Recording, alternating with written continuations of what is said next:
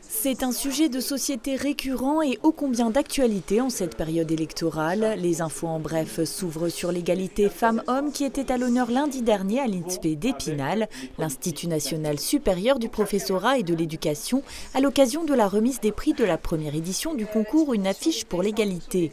Réalisé par des élèves du dispositif Cordée de la réussite, qui met en relation des lycéens au parcours scolaire difficile et des étudiants en charge de les tutorer, ce sont 13 réalisations dans des styles libres qu'il a fallu départager. Dans les Vosges, le dispositif des Cordées de la réussite concerne une centaine d'élèves en décrochage scolaire. Un accompagnement qui se poursuivra en septembre avec un nouveau rendez-vous, l'Orient Express, sous la forme d'un job dating de l'orientation. Cette petite caravane est le symbole du plein emploi solidaire. Elle effectue un tour de France en ce printemps et était de passage en fin de semaine dernière à Thaon-les-Vosges, la commune qui travaille beaucoup sur le sujet en abritant notamment l'association Territoire Zéro Chômeur de longue durée.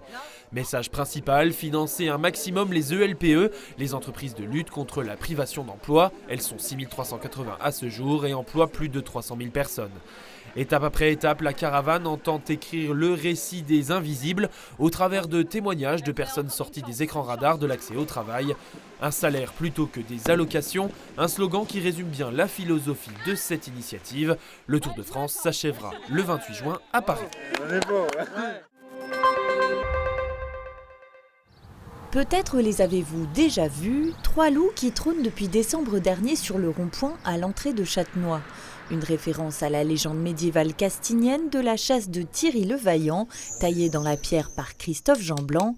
L'artiste ainsi que d'autres sculpteurs, peintres, écrivains et philosophes étaient de passage dans la commune dimanche dernier à l'occasion du salon Artisart, un événement dédié, comme son nom l'indique, aux artistes et artisans avec au programme des démonstrations, dédicaces et ventes de produits dans l'enceinte de l'église Saint-Pierre, organisée par l'association des Amis du Prieuré et du Patrimoine de Châtenois.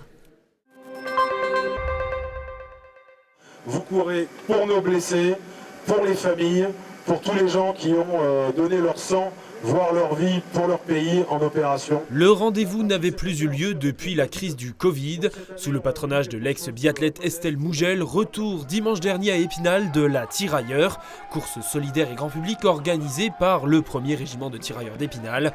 Ils étaient environ 250 au départ, un tiers de militaires et 2 tiers de civils, engagés sur 2 courses de 5 et 10 km à travers le centre-ville. 2 000 € ont été collectés et seront reversés à l'association Terre Fraternité. L'année prochaine, la course devrait prendre de l'ampleur.